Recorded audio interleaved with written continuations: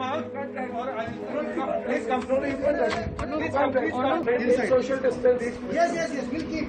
Maintain social. एक बार फिर पत्रकार और रिपब्लिक टीवी के editor in chief Arnab Goswami पर केस हुआ है। इस बार कांग्रेस नेता पवन खेड़ा ने उन पर डिफेमेशन केस फाइल किया है। वैसे तो इस देश में प्रेस की स्वतंत्रता और फ्रीडम ऑफ एक्सप्रेशन पर आए दिन चर्चा होती रहती है और चर्चा को हवा देने वाली पार्टी वही है जिसमें पवन खेड़ा है। I think the fact that there is a weakening of press freedoms, this is not hidden. I mean, everybody knows it. It's apparent in India. The rest of the world can see it. लेकिन जब अपने पर आई तो फिर सारे सिद्धांत press freedom की स्वतंत्रता पर बोले गए सारे वाक्य सब हवा हो गए। कांग्रेस नेता पवन खेड़ा ने ये मुकदमा गोस्वामी के उस बयान के लिए किया जिसमें उन्होंने लाइव टेलीविजन पर कहा था कि भारतीय राष्ट्रीय कांग्रेस ने ऑपरेशन सिंदूर के दौरान राष्ट्र के दुश्मन का साथ दिया। अर्नब गोस्वामी के एग्जैक्ट वर्ड्स ये थे, As of now, the party is with the enemy of the nation. If you are a Congress voter, are you also an enemy of the nation? न्यायमूर्ति पुरुषेंद्र कुमार कौरव ने 7 जुलाई को इस मामले की संक्षिप्त सुनवाई भी की। खेड़ा के अनुसार गोस्वामी ने रिपब्लिक टीवी के एक प्रसारण के दौरान कथित तौर पर डिफेमेटरी बयान दिया जब भारत पाकिस्तान के साथ युद्ध कर रहा था। अब अर्नब गोस्वामी की पत्रकारिता का ढंग अलग है, कई बार उन्हें ट्रोल भी किया जाता है, लेकिन फिर भी उन्होंने वह ओपिनियन दिया जो कई भारतीयों के मन में था। अब सवाल ये है, क्या अपना मत रखना गुनाह हो गया है? क्या अब कांग्रेस ये भी तय करेगी कि पत्रकार क्या बोले और क्या ना बोले?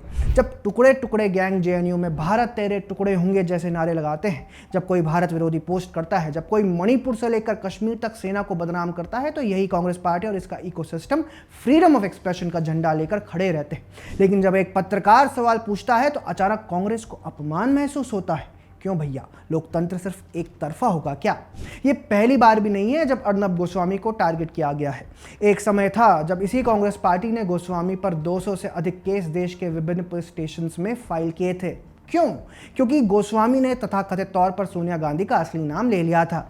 इस बात का बदला लेने के लिए महाराष्ट्र में उद्धव सरकार ने रातों रात अर्नब को अरेस्ट कराया था, एक पुराने केस को जबरन खुलवाकर। यही नहीं, पालघर लिंचिंग पर सवाल पूछने पर महाराष्ट्र सरकार ने टीआरपी घोटाले के नाम पर उन्हें और उनके चैनल को निशाना बनाया। रिपब्लिक टीवी के दफ्तरों पर छापे हुए, पत्रकारों को हिरासत में लिया गया, बैंक खातों की जांच और पर्सनल हरासमेंट, ये सब एक टारगेटेड मिशन की तरह किया गया था।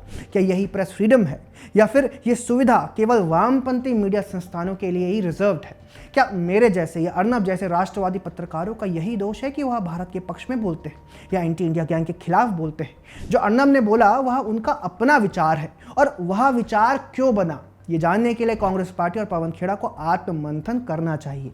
कांग्रेस पार्टी के नेता ने देश के आर्मी चीफ का अपमान किया था। एक कांग्रेसी नेता ने उन्हें सड़क का गुंडा कहा था। पाकिस्तान एक ही चीज कर सकता है कि जाके इस तरीके की उलझुल की हरकतें करे और अपने बयानबाजी दे। खराब तब लगता है कि जब हमारे भी थल सेना अध्यक्ष एक सड़क के गुंडे की तरह अपने बयान देते हैं। पाकिस्तान का दे तो दे, वो तो है ही, उनकी तो फौज में क्या रखा है साहब, वो तो एक माफिया टाइप के लोग हैं। लेकिन हमारे सेना अध्यक्ष भी इस तरह के बयान क्यों देते हैं, वो मुझे। उरी सर्जिकल स्ट्राइक के बाद इस सैन्य कार्रवाई पर सवाल खड़े किए गए थे। सर्जिकल स्ट्राइक की बात करते हैं कि हमने इतने लोग मार गिराए, लेकिन प्रमाण कुछ नहीं। कांग्रेस पार्टी लगातार उन लोगों के साथ खड़ी दिखाई देती है जिनका हमारे देश के प्रति नजरिया संदिग्ध है। अगर देश की जनता इसके बाद कांग्रेस पार्टी पर सवाल खड़े करे तो इसमें दोष किसका है, यह आप बताइए। कांग्रेस और विपक्ष को यह समझना चाहिए कि लोकतंत्र में सवाल पूछना गुनाह नहीं होता, बल्कि मौलिक अधिकार होता है। मानहानि के मुकदमे, धमकियां, जेल और एजेंसियों का दुरुपयोग, ये सब पॉलिटिकल स्कोर सेटल करने के लिए इस्तेमाल नहीं होने चाहिए। अब आप बताइए, क्या सवाल पूछना अपराध है?